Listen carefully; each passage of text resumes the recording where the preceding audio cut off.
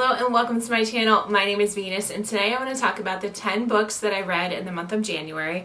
Yes, I am super late with this wrap up, but hey, better late than never.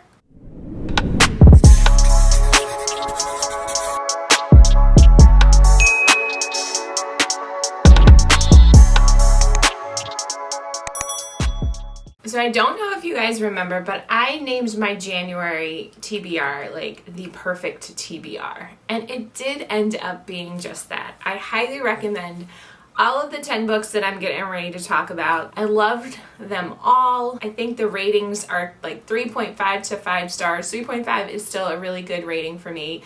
I did enjoy it, just means it wasn't, over the top. But overall, definitely recommend all of these books. There's a great mix of genres as usual because I like to read a little bit of everything. So let's jump right in. The first book that I read in the month of January was Full Moon by Jim Butcher. This is the second book in the Dresden Files series, and it was a reread for me. So I've read the first 2 books and then I wanted to continue on with the series. So it's been a while since I read the first 2 books, so I've been rereading them. So this was a reread for me, and I enjoyed it much more the second time around. The first time I did mostly listen to it on audiobook. This time I really focused on physically reading it, and I got more enjoyment out of it. The audiobook is great, but I just felt like I was paying more attention to it when I was reading the actual physical copy. So the Dresden Files centers around Harry. He is a paranormal private investigator who is also a wizard. It's set in it's like a very old school Chicago setting. I don't know what year it takes place, but I get I don't know, maybe 90s, 80s, 90s vibes from it. I don't think they ever mention what year it is, but it's definitely kind of old. So the fact that I'm saying 90s is old school is kind of disturbing. Wow.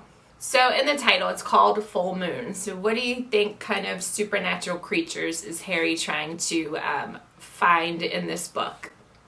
So in this book, Harry is trying to investigate a group of very brutal murders that have happened, and he's assisting the Chicago PD, and you just follow him, trying to figure out the clues and crazy situations that he gets himself into, and his talking skull helps him. I mean, it's just a great time. I really enjoyed reading this. It's still kind of very much the monster of the week type, solving singular crimes right now, singular stories right now. I'm enjoying it. There was a very tiny mention of Harry's parents. I'm assuming is going to play a big part in kind of future books and opening up this expansive world that continues on for many more books. But as of right now, I am really enjoying it. I gave it 3.5 stars on my reread. I think the first time I gave it 3 stars. It's still really, it's just a great time and I'm having fun. I can't wait to continue on and get more into the world and figure out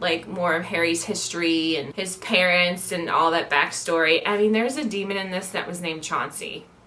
That was fun. I enjoyed that. But yep, so first book of 2023. The second book that I read in January was Mother Thing by Ainsley Hogarth, and I really enjoyed this book.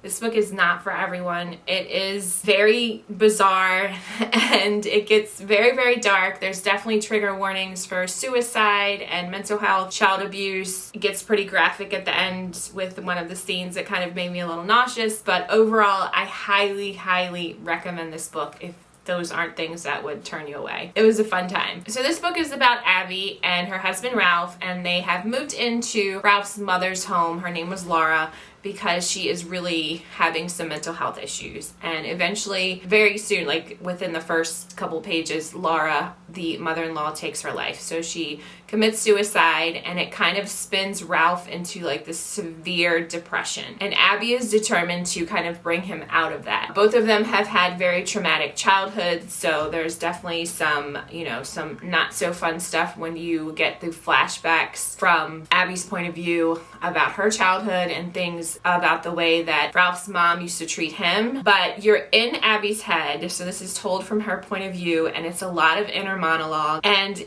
it's very dark, but there's parts of it that are, I laughed out loud. Abby has a very twisted sense of humor, And it's literally like thinking about if someone was transcribing every single thought that you had in your mind, especially when you're interacting like with coworkers that you may not like so much, and what thoughts are going through your head as they're talking to you and you're looking at them and you're thinking certain not so nice things. Well, these are the thoughts that we get to experience while reading this book, and I had a great time with it. And then it took like a really weird turn towards the end that I was not expecting at all, and like I said, I got super nauseous. But this is a library book, and I do plan on buying this because there's things that Abby says in this that are so funny that I just want to underline. I wanted to highlight so many things in this book because she's just funny. So I want to read one of the things that I highlighted. Well, put a tab in here. It's at kind of the end, but it's out of context. It's not really a spoiler. And it says, this is from Abby's point of view. It says, I keep finding chunks of hardened bread paste in my hair, feeling them lodged in the folds of my neck like ticks. But when I go to scrape them out with my finger, there's nothing there. No one will know I'm dealing with phantom bread burrs all day long. Just like I might not know who has a canker sore today or who is constipated, but they're out there in the world and they're dealing with it. I wave at Linda, who might be teeming with hot, white canker sores, whose digestive tract might well be backed up to her teeth, but who is sitting at the front desk acting like a normal, comfortable, happy person. This is the writing that you're dealing with when reading this book. So if you don't like dark, like twisted, weird humor, you might not like this. I know a lot of people couldn't get into it, but I really enjoyed it. It was a fun time. Might even make my top 10 books of 2023. We'll see, but I highly recommend it. Next up was my reread of A Game of Thrones by George R.R. Martin, and I had a fantastic time. I love this series so much, and even rereading it, it was just like such a wonderful experience. My favorite character is still Tyrion. His wittiness and his humor are it's top notch, the way that he's written. I find that George R.R. Martin does a wonderful job of dialogue with characters. It flows so well, and you're just kind of like entranced by the things that they're saying. This book has a lot of political, maneuvering in it, and I've read recently books that have really bored me so much with a lot of politics, but I never get bored when there's characters in this book scheming against each other and talking about all of these like strategies and the different like houses and the different places that they are in. I mean, it's just done so well, and I was never bored switching through different POVs. All of them I very much enjoyed. Initially, some of Bran's chapters I don't want to say bored, but I wasn't as interested in. Like, I wanted to get back to like Jon or Tyrion or Catelyn or even Sansa, bless her heart. And then eventually I was like, okay, I was starting to get more interested in Bran's chapters, but I love this world so much. I mean, it's grimdark, it's fantasy, it's high fantasy. You never know who's going to be safe. I mean, I've read them, so I know who dies, but still, like, reading these books, you just would have no idea what happens. I could literally gush about this forever, but this was the second book I read. Of course, it was 5 stars. So if you are on the fence about Game of Thrones, Song of Ice and Fire, please give it a try. And you like fantasy, please give it a try. It's so well. And don't worry about that it's not finished. It's not a finished series. Honestly, if it never gets finished, I'm still 100% pleased with all of the books that we did get. I'm fine either way. If he continues on or if he doesn't, I'm still very grateful to have these books in existence. So read Game of Thrones. Next up is Hellbent, the second book after Ninth House. I have no idea what this series is called. I don't know what this actual series is called, but it's the second book after Ninth House by Leigh Bardugo. I reread Ninth House I think in December. I loved it even more the second time, and I felt very prepared going into this book. I even watched a recap of Ninth House right before I started this book, just to even reinforce all of the information from Ninth House. I'll link it below. This booktuber, and I'm drawing a blank on her name. I think it's Becky's Books. I'm sorry. I'm going to link it below, but she did a great job recapping Ninth House. So I felt prepared. And I started this book and I was like, wait, what's going on? Like, what's happening? Because I was lost, like, immediately. It didn't take long. I got eventually, got invested into it. There's a side character from the first book that I really didn't pay much attention to. And so there's a side plot, like kind of a subplot going on with this character. And it took me a while to grasp, like, who he was and why is he in this story. But outside of that, I had a fun time with this. I don't think I loved it as much as Ninth House. So what is this about? Sorry, let me back up. So Ninth House, this is a fantasy, I don't know how many books are going to be in this, I'm assuming trilogy, and it's about Alex, who has like this special power. I'm not going to say what it is because I don't feel like it's mentioned in the synopses on the back of the book, so I'm not going to mention what it is. So Alex is propositioned in the first book after surviving like this multiple homicide.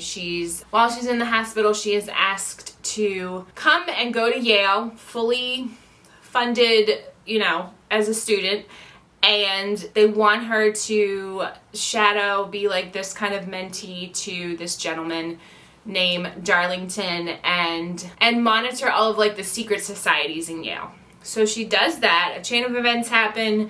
Someone goes missing. We end up in the second book, Hellbent. It picks up really pretty quickly right after the events, or it might be like a couple months time lapse from the events that happened in Ninth House, and I enjoyed it. I gave it 4 stars. I think I gave it 4 stars. Yeah. I gave it 4 stars. Alex's character, I don't think I enjoyed her quite as much in this book as I did in the first one, and there were certain things that I wanted to happen or have more of that really wasn't there. It's hard to explain without splitting things. But overall, I think it was a great book. As far as pacing, the beginning, like I said, took me a little bit to get into, which was similar to Ninth House too. I was the same way. I feel like the first 100 pages, I didn't know what was going on. But then after that, it picks up, and then the ending was fun.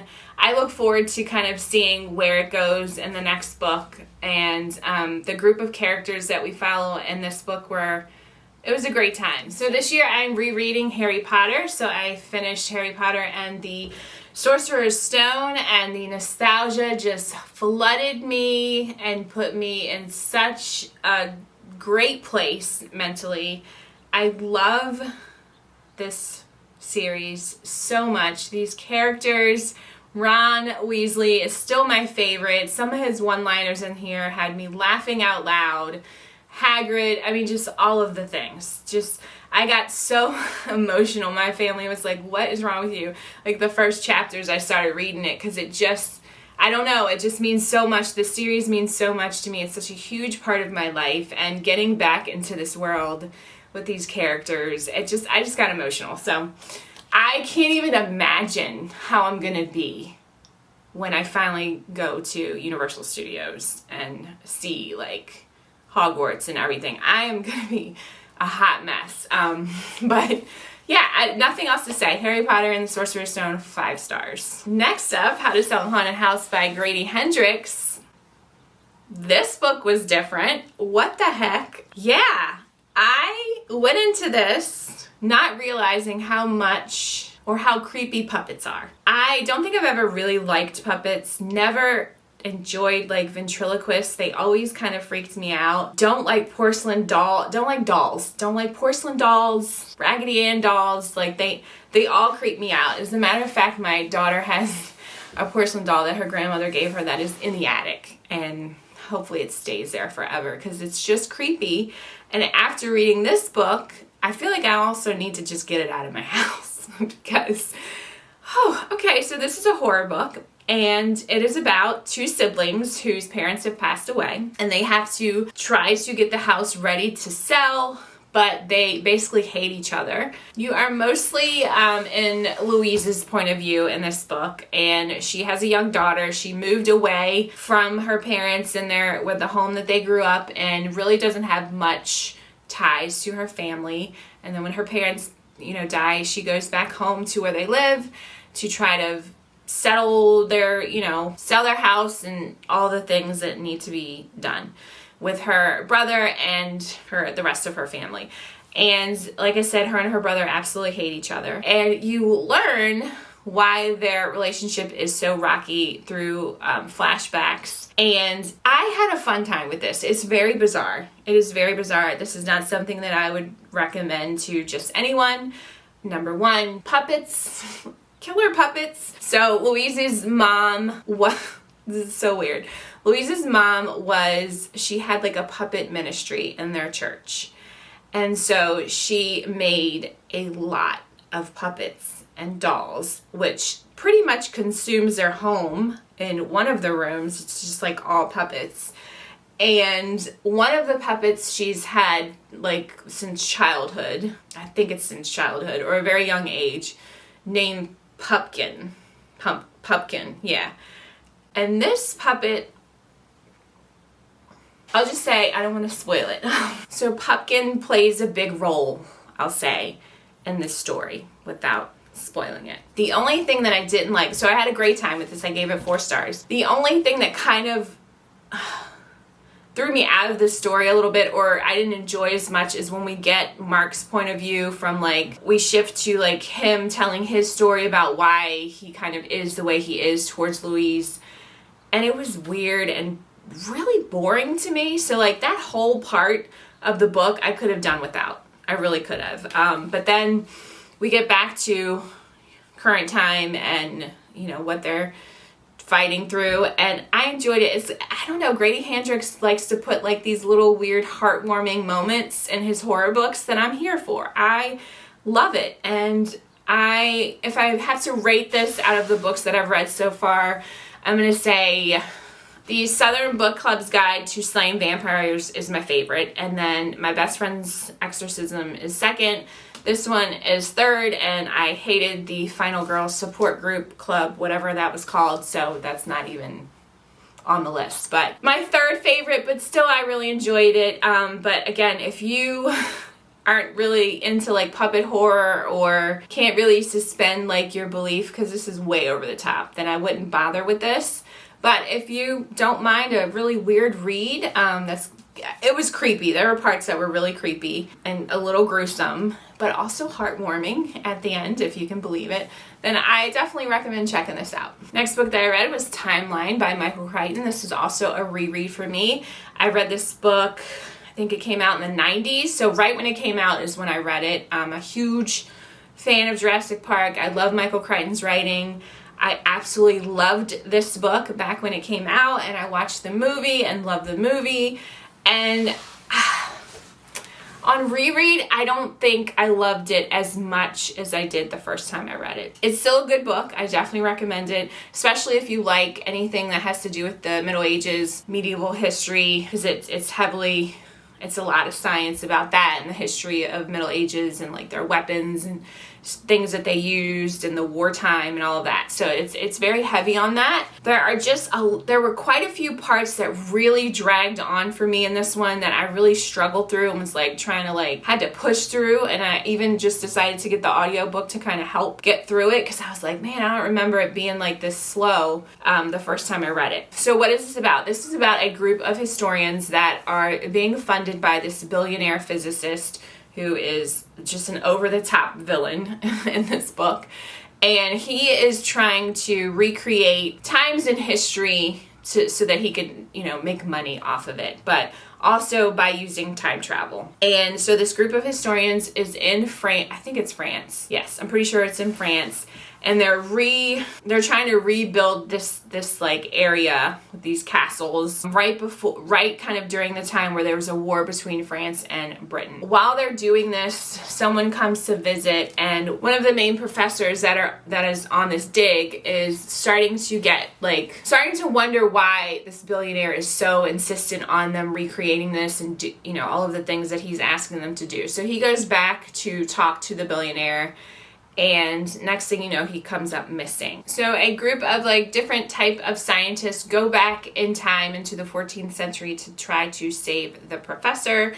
And it's on this countdown, because they only have a certain amount of time to where they can safely return to current time. And I enjoyed it. I did enjoy it. This time I gave it, I think the first time I read it, I probably gave it like 5 stars. This time I gave it 3 stars. I do recommend it, but just go into it knowing that it's a lot of medieval history in it. There's definitely some science jargon in it. It doesn't flow, I'll say this, it doesn't flow as well as Jurassic Park. Jurassic Park is just a perfect book to me.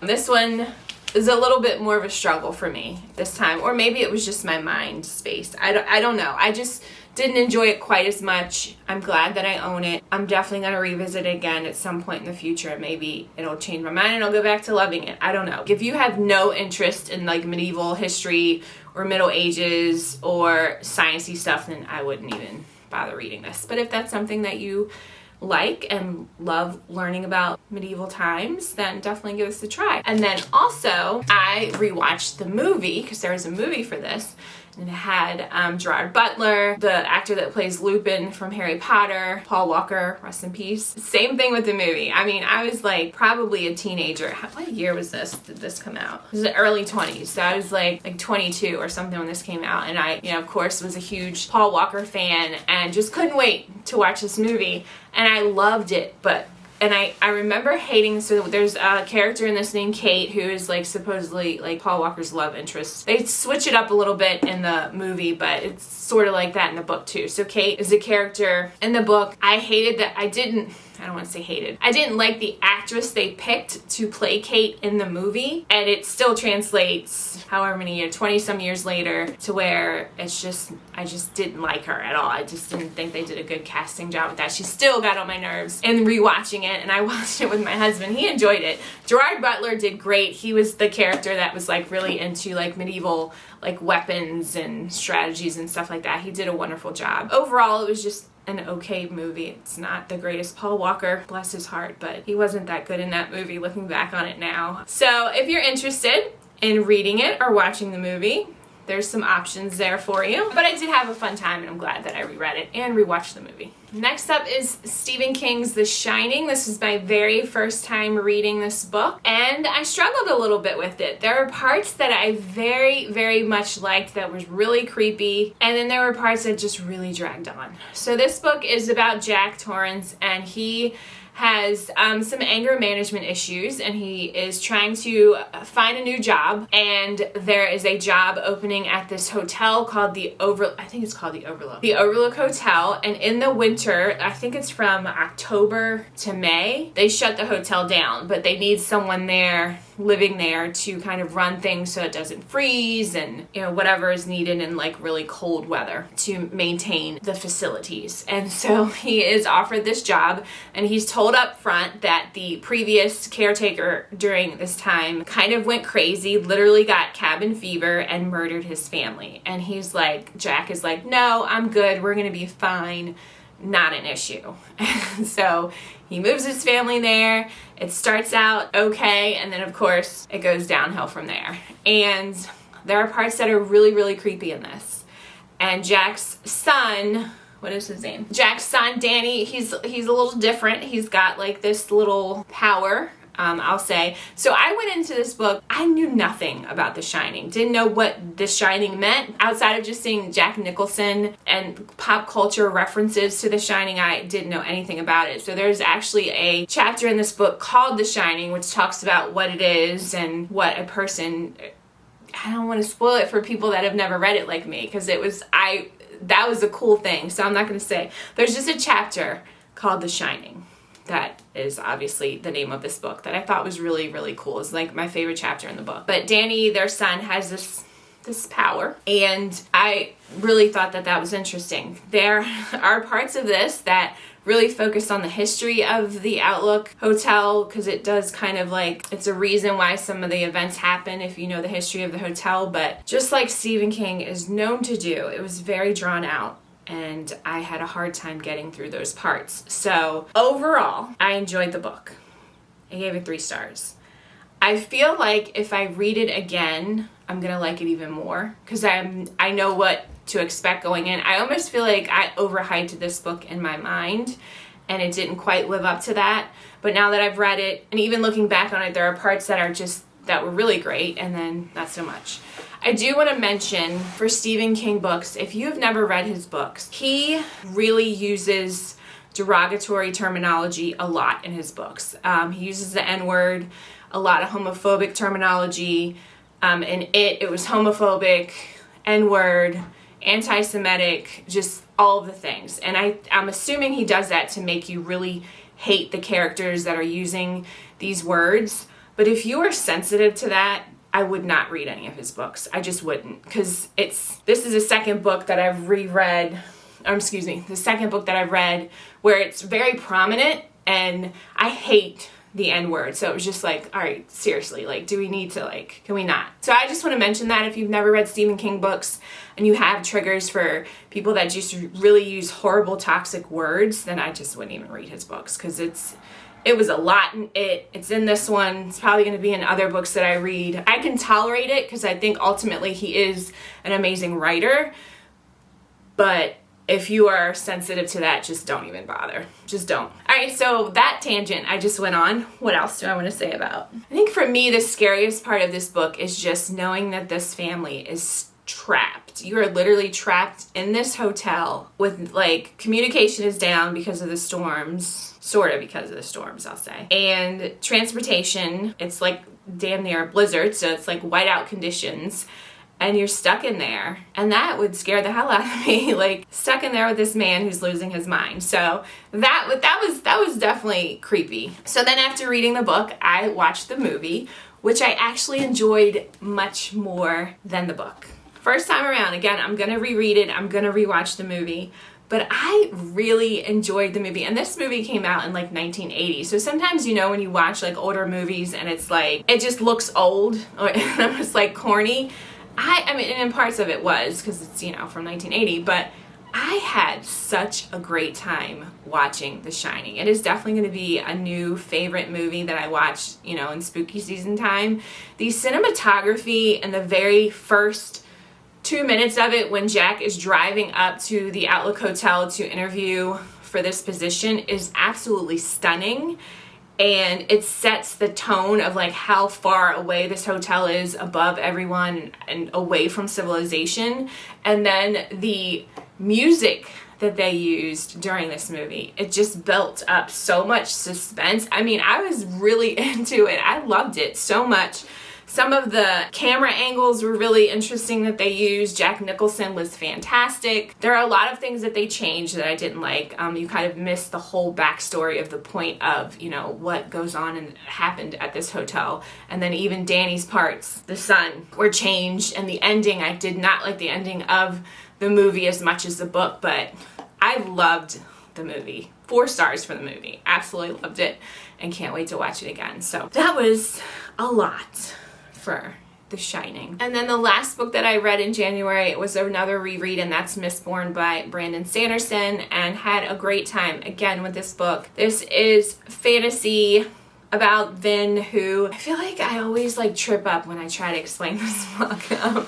It's about Vin, who is living in this world where the evil is ruling the world. The Dark Lord is ruling the world. And Vin is kind of living on the streets. She's an orphan living on the streets. You're either a criminal or trying to survive on the streets, or you are basically a slave called the Ska.